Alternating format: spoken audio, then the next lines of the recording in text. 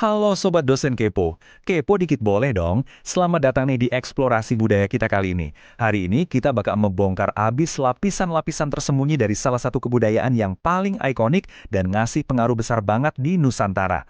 Siapin diri kalian ya, karena kita akan menyelami fakta-fakta unik dari suku Minangkabau yang, jujur aja, mungkin masih jarang orang ketahui. Nah, sebelum kita mulai lebih jauh, aku punya satu pertanyaan simple buat kalian. Pernah kepikiran gak sih kenapa rumah makan Padang itu kayaknya ada di mana-mana? Dari jalan protokol di kota besar, sampai ke pelosok daerah, pasti nemu deh yang namanya nasi Padang. Terus, tahukah kalian kalau orang-orang hebat di balik kelezatan rendang ini berasal dari sebuah suku di Sumatera Barat yang garis keturunannya itu diwarisin murni lewat pihak ibu? Menarik banget kan? Yuk, mari kita bedah satu persatu. Bagian pertama, kita mulai dari asal-usul suku Minangkabau. Asal-usul kata Minangkabau ini benar-benar punya sejarah yang epik banget. Kata ini tuh gabungan dari dua kata, Minang yang artinya menang, dan Kabau yang artinya kerbau. Jadi menurut legenda, nama ini lahir dari sebuah taktik super cerdas waktu mereka ngadepin ancaman dari kerajaan luar.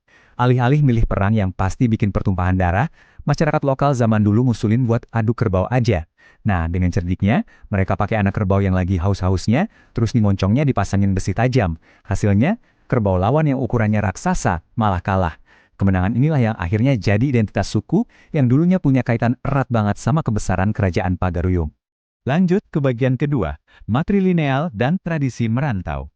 Miskonsepsi yang sering banget terjadi nih karena mereka pakai sistem matrilineal terbesar di dunia, banyak yang ngira kalau wanita Minang itu otoriter atau punya kuasa mutlak atas laki-laki. Padahal faktanya, nggak gitu sama sekali.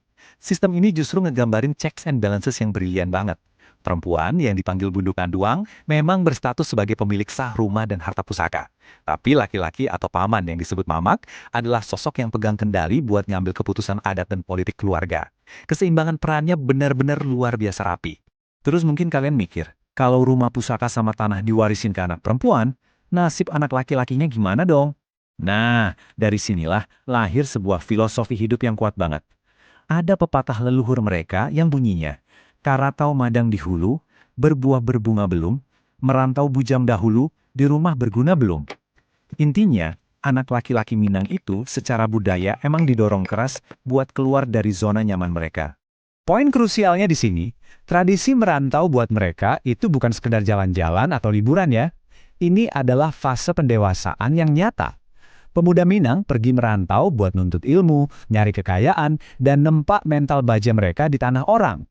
Tradisi inilah yang secara turun-temurun ngelahirin etos kerja keras dan kemandirian yang luar biasa, bikin mereka jadi pedagang dan pebisnis yang super ulung. Makanya, nggak heran kan kalau kalian bisa nemuin rumah makan Padang dan pedagang Minang di hampir tiap sudut Indonesia. Masuk ke bagian ketiga. Ini yang pasti bikin lapar. Rahasia kuliner khas Minang. Kalau kalian lagi makan di restoran Padang, pasti sering kan takjub lihat pelayannya bawa belasan piring di lengannya sekaligus? Nah, teknik keren ini ada namanya loh, yaitu manatiang. Dan percayalah, ini bukan sekedar ajang pamer skill akrobatik. Mereka nyusun sampai 15 piring itu supaya bisa ngelayanin tamu dengan secepat kilat. Ini adalah bentuk penghormatan tertinggi, biar kalian sebagai tamu gak usah nunggu lama buat nikmatin hidangannya. Salut banget kan? Tapi rahasianya nggak berhenti di pelayanannya aja. Rendang yang kaya akan rempah dan udah dinobatkan jadi salah satu makanan terlezat di dunia, itu sebenarnya adalah simbol kesabaran dan musyawarah loh. Soalnya proses masaknya butuh waktu berjam-jam. Terus, pernah kepikiran nggak kenapa sambal ijo itu biasanya nggak terlalu pedas?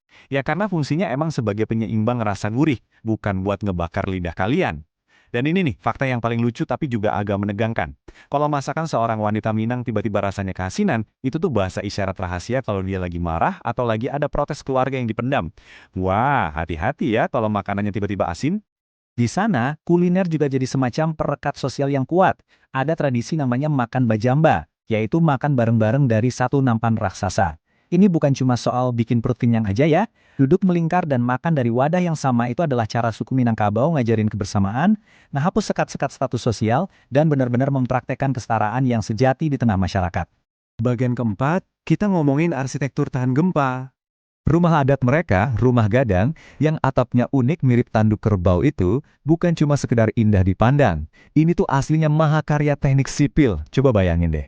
Kalau bangunan modern zaman sekarang sering banget ngandelin paku besi yang kaku, rumah gadang tradisional ini justru dibangun tanpa paku besi sama sekali. Sebagai gantinya, mereka pakai sistem pasak kayu. Efeknya apa? Pas bumi lagi bergoyang karena gempa, rumah ini nggak akan gampang retak atau patah, tapi malah lentur dan ikut bergoyang ngikutin ritme alam. Jenius banget kan leluhur kita? Kelima, kita bahas tradisi unik dan ekstrim. Coba deh kita lihat tradisi marosok di pasar ternak mereka. Bayangin kalian lagi ada di tengah pasar yang super rame, berisik banget, tapi transaksi jual beli sapi yang nilainya puluhan juta rupiah malah dilakuin tanpa suara. Gimana caranya? Jadi penjual dan pembeli itu bersalaman, terus tangan mereka ditutupin kain sarung. Nah, di balik sarung itu, jari-jari mereka saling meraba dan menggenggam. Setiap ruas jari melambangkan kode angka tertentu buat nawar harga. Transaksinya jadi super rahasia, aman dari pesaing dan pastinya sangat ngehargain privasi. Keren abis. Dan tahan dulu, ini belum semuanya. Ada pacu jawi, balapan sapi di sawah berlumpur yang mirip aksi drifting tapi versi tradisional. Seru dan macu adrenalin banget. Terus kalau kalian ke Pariaman, ada bungo salo, pohon yang benar-benar berbuah uang kertas asli senilai jutaan rupiah buat dikasih sebagai hadiah pernikahan. Belum lagi ngomongin mahkota suntiang buat pengantin wanita yang beratnya bisa nyampe berkilo-kilo. Sampai angka 4 Romawi di jam gadang yang penulisannya tuh unik banget. III, bukan IV kayak biasanya. Selain itu, mereka juga kaya banget sama dialek bahasa, alunan magis alat musik saluang dan talempong, sampai indahnya seni bela diri silat Minang alias silek yang legendaris itu. Semua keunikan, mulai dari tradisi, makanan, sampai arsitektur tadi, itu nggak muncul tiba-tiba. Semuanya diikat sama satu filosofi inti suku Minangkabau yang indah banget, alam tak akambang jadi guru. Artinya, alam semesta yang terbentang luas ini adalah sebaik-baiknya guru buat manusia. Mereka belajar kelenturan dari pohon, belajar strategi dari hewan, dan selalu berusaha nyelarasin hidup dengan ritme bumi. Keenam, sekaligus bagian terakhir, warisan tokoh dan penutup. Orang Minang itu punya satu pedoman hidup yang dipegang teguh banget. Adat besandi syara, syara besandi kitabullah. Maksudnya, adat istiadat mereka itu bersendikan atau berdasar pada ajaran agama Islam, dan ajaran Islam bersendikan pada Al-Quran. Keseimbangan antara tradisi kuno leluhur dan nilai-nilai spiritual yang kuat inilah yang akhirnya membentuk karakter intelektual dan moral masyarakat Minang yang luar biasa. Dan hasilnya bisa kita lihat sendiri. Walaupun populasinya nggak sebesar suku-suku lain di Indonesia, tapi lewat tradisi merantau, kebiasaan berpantun, dan kepandaian mereka berbicara, mereka udah nyetak secara besar buat bangsa ini. Dari rahim budaya Minang inilah lahir tokoh-tokoh hebat. Ada sang proklamator kita Muhammad Hatta, Perdana Menteri pertama Sultan Syahrir, Bapak Republik Tan Malaka, diplomat jenius Agus Salim, sampai sastrawan besar kayak Buya Hamka. Otak dan pemikiran brilian orang-orang Minang ini benar-benar jadi pilar penting berdirinya negara Indonesia.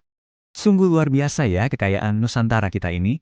Budaya Minang ngajarin kita semua tentang betapa pentingnya menjaga ikatan keluarga, menuntut ilmu sejauh mungkin, merawat adat, dan punya mental pantang menyerah pas lagi merantau.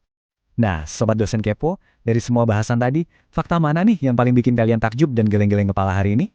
Coba dong tulis pendapat kalian di kolom komentar di bawah. Terus, jangan lupa buat klik tombol subscribe, biar kalian gak ketinggalan eksplorasi seru kebudayaan kita yang lainnya. Kasih tahu juga ya, kebudayaan Indonesia mana lagi yang wajib banget kita bedah di video selanjutnya. Terima kasih banyak udah nemenin belajar hari ini, teruslah penasaran, dan sampai jumpa di eksplorasi berikutnya.